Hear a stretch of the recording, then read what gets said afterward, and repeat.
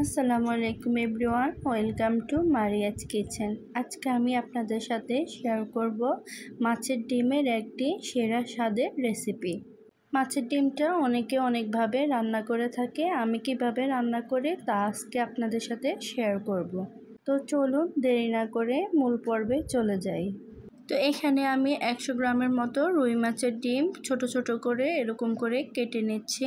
এগুলোকে আমি আগে থেকে ধুয়ে পরিষ্কার করে পানি ঝরিয়ে রেখেছি। আমার কাটা হয়ে গিয়েছে। এখন আমি এগুলোকে 1 চা চামচের মতো লবণ এবং হলুদ দিয়ে এগুলোকে ভেজে নিব। লবণ হলুদটাকে আমি এগুলোর সাথে মিশিয়ে নিচ্ছি। আলতো হাতে এগুলোকে মাখাতে হবে, তা না হলে সবগুলো ভেঙে যাবে। তো আমি চুলায় একটি প্যান বসিয়ে দিলাম। এখানে আমি 1 টেবিল চামচের মতো তেল দিয়ে ডিমগুলোকে ভেজে নেব। তো আমি এক এক করে ডিমগুলো দিয়ে দিচ্ছি। ডিমগুলো যখন এক পাশ হয়ে যাবে তখন আমি এগুলোকে উল্টিয়ে দিব আরেক পাশ হওয়ার জন্য।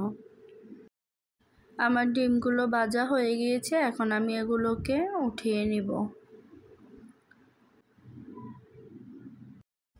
আমি ডিমগুলোকে আলু দিয়ে রান্না করব। এখন আমি তেলে আলুগুলো ভেজে নেব। এখানে আমি দিয়ে দিচ্ছি 1/2 চা চামচ লবণ, 1/2 চা চামচ হলুদের গুঁড়ো। এগুলো দিয়ে আমি আলুগুলোকে ভেজে নেব। আলুগুলো ভাজা হয়ে গিয়েছে, এখন আমি এগুলোকে একটা ছাঁকনির সাহায্যে তুলে নিব। এখন আমি রয়ে যাওয়া তেলের মধ্যে পেঁয়াজ কুচি দিয়ে দিয়েছি 1 কাপ পরিমাণ। এখানে আমি 2টা তেজপাতা দিয়েছি, দিয়ে আমি নেড়েচেড়ে এগুলোকে ভেজে নিব।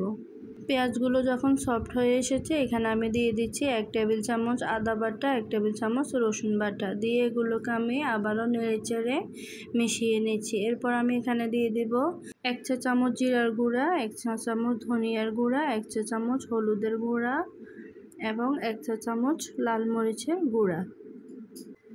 দিয়ে এগুলোকে আমি আবারও ভালো করে নেড়েচেড়ে মিশিয়ে দেব, মিশে ভেজে নিব। এরপর আমি এখানে দিয়ে দিচ্ছি একটা টমেটো কুচি। টমেটোটাকে আমি এখন মশলার সাথে নেড়েচেড়ে মিশিয়ে নিচ্ছি। এরপর আমি এখানে দিয়ে দিব 1/2 কাপ পরিমাণ পানি, দিয়ে এগুলোকে আমি কষিয়ে নেব। একটা ঢাকনা দিয়ে ঢেকে আমি 2 থেকে 3 মিনিটের মতো মশলাগুলোকে কষিয়ে নেব। কষানো হয়ে গিয়েছে, এখন আমি এখানে আগে থেকে ভেজে রাখা আলুগুলো দিয়ে দিব। দিয়ে এগুলোকে আমি আবারও নেড়েচেড়ে মিশিয়ে নিচ্ছি। দিয়ে ঢাকনা দিয়ে ঢেকে আবারও 5 মিনিটের মতো কষিয়ে নেব। 5 মিনিট হয়ে গিয়েছে, ঢাকনাটা সরিয়ে আমি আলুগুলোকে আবারও নেড়েচেড়ে নিচ্ছি। এরপর আমি এখানে মাছের ডিমগুলো দিয়ে দিব। দিয়ে এগুলোকে আলু সব মশলাগুলোর সাথে ভালো করে মিশিয়ে এখানে আমি প্রায় 1.5 কাপ পরিমাণ পানি অ্যাড করব। পানি দেওয়া হয়ে গেলে এগুলোকে আমি একটা ঢাকনার সাহায্যে 10 মিনিটের জন্য রেখে দিব। 10 মিনিট হয়ে গিয়েছে, এখন আমি দেখে নেব আমার রান্নাটা কতটুকু হয়েছে, আলুগুলো সেদ্ধ হয়েছে কিনা। আমার এখনও আলুগুলো ভালো করে সেদ্ধ হয়নি, এই জন্য আমি এগুলোকে আবারও একটা ঢাকনার সাহায্যে 5 মিনিটের জন্য রেখে দেব। তো 5 মিনিট হয়ে গিয়েছে, আমার কিন্তু তরকারিটা রান্না হয়ে গিয়েছে। অনেক সুন্দর একটা কালার এসেছে। এখন আমি এখানে 4-5টা কাঁচামরিচ ফালি করে দিয়ে দিয়েছি এবং কিছু ধনেপাতা কুচি দিয়ে দিয়েছি। দেখতে কতটা সুন্দর হয়েছে এবং খুবই লোভনীয়। এগুলো দিয়ে আবারও আমি 2 মিনিটের জন্য ঢাকনা দিয়ে ঢেকে রেখেছি। এখন দেখতে পাচ্ছেন কত সুন্দর হয়েছে। আমার আজকের রেসিপিটি আপনাদের কেমন লেগেছে?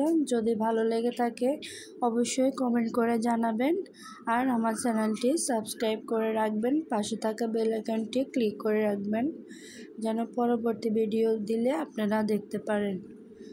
আমি যতটা সম্ভব সহজভাবে তৈরি করার চেষ্টা করেছি আজকের এই রেসিপিটি। আশা করি আপনাদের ভালো লাগবে। সবাই ভালো থাকবেন, সুস্থ থাকবেন। আল্লাহ হাফেজ।